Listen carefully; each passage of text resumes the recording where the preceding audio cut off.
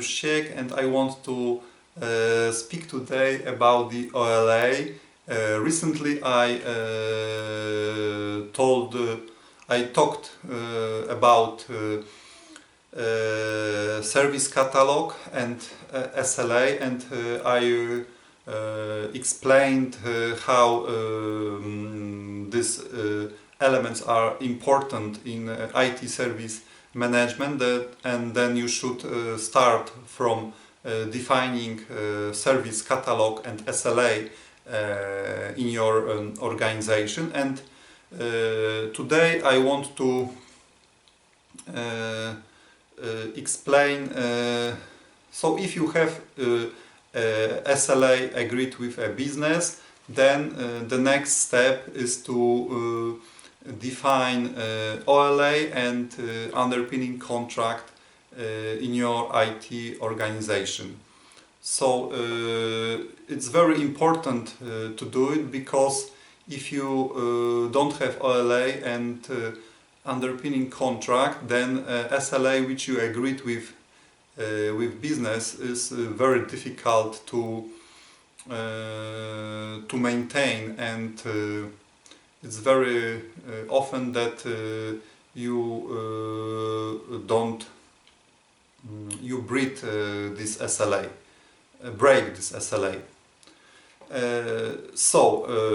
What OLA means? OLA means operational level agreement, and this is internal in IT agreement between different IT teams which are responsible for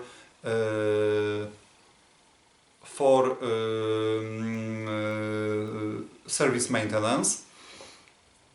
And why this OLA is so important. And somebody can say, we have SLA, for what we need OLA? We don't understand why we should have OLA. So I will try to explain for what you need OLA. First of all, why we don't like OLA? I mean IT teams.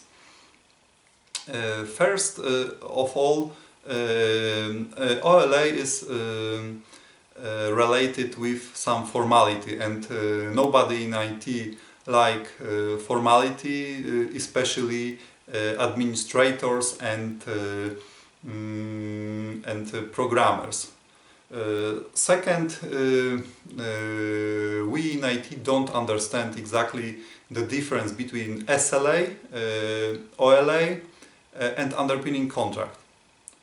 Third, we assume that we are working till now without OLA, so how will SLA better for us, and for what we need it, because we still working and we don't have OLA and we are working correctly. And the fourth is that we don't know how OLA can help us in our daily operations, so we don't know how to use OLA in our daily work. So maybe we should look on the advantages of OLA to better understand for what we need OLA. So first of advantage is that IT teams can get to know SLA. So it can sound strange because that IT teams don't know SLA, but very often people in IT don't know the details related with service level agreement agreed between business and IT, but they don't know this SLA. So it's very good way to understand which SLA we have for our services, for services which we maintain.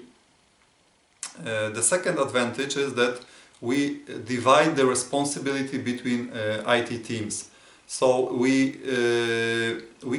can define for what each team is responsible, and we can divide responsibility from the SLA to different IT teams which supports delivery of service.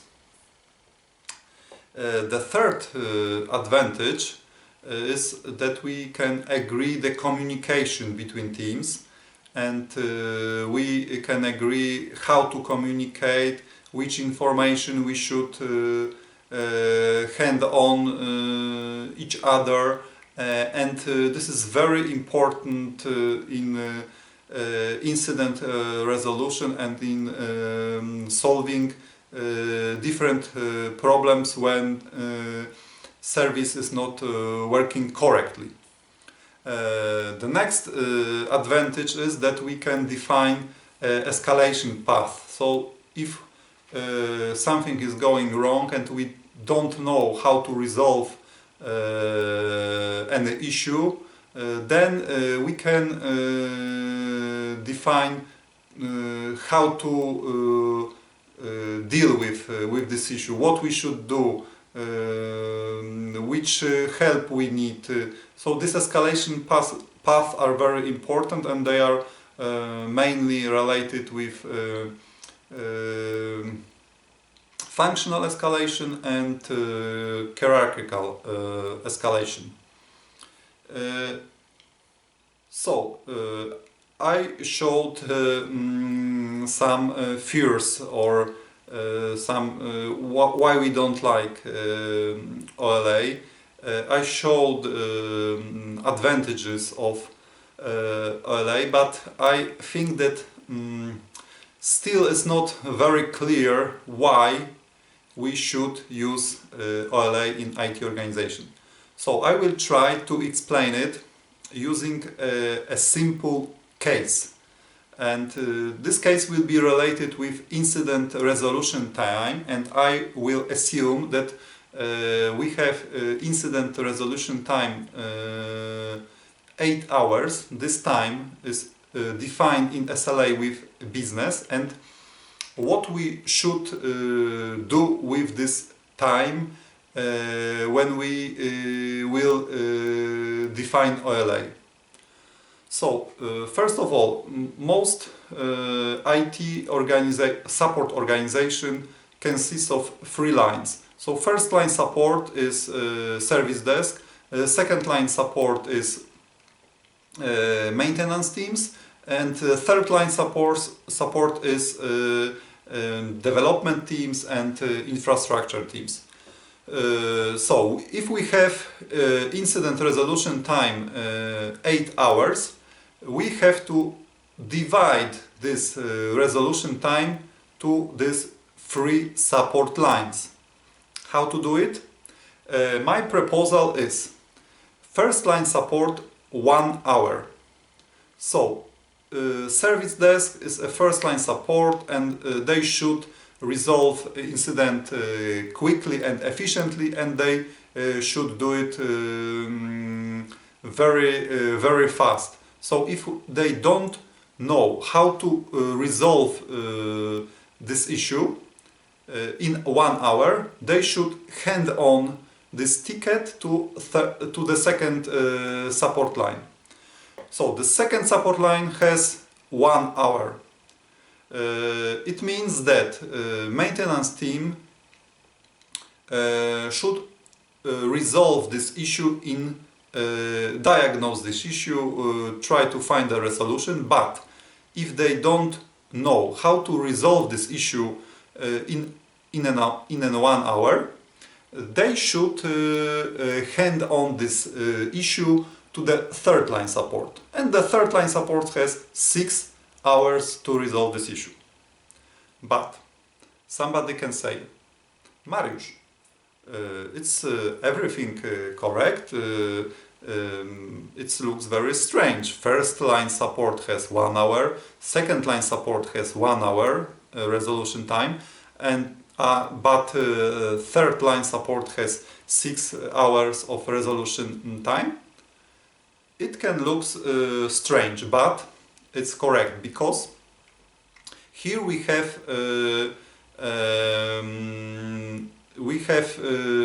explained some functional escalation. So if the first line support can't resolve issue in 1 hour, have to hand on this issue to the second line support. If second line support can't resolve issue in 1 hour, have to hand on this issue to the third line support. But if you look that if service desk will be able to resolve this issue, they will have 8 hours of resolution time. If second line support maintenance teams will be able to resolve this issue, they will have 7 hours of resolution time.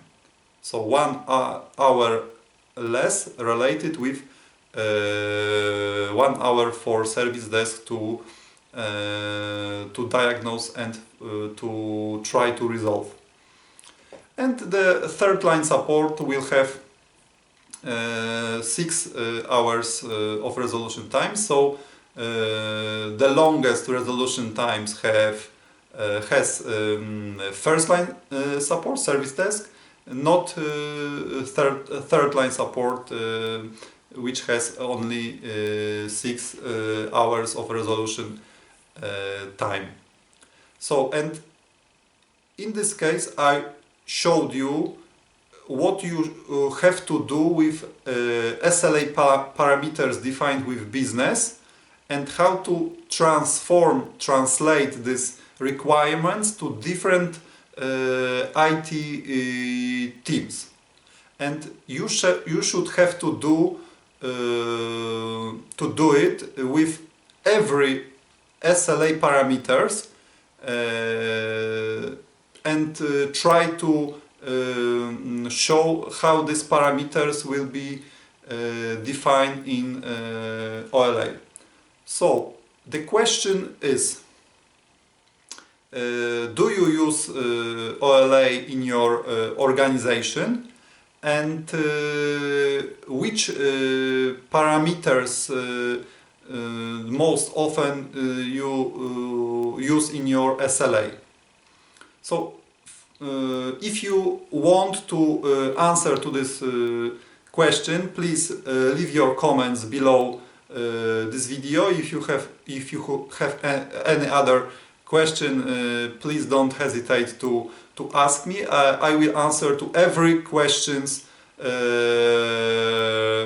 in comments. And for today, thank you for your attention, and see you soon. Mariusz Siek.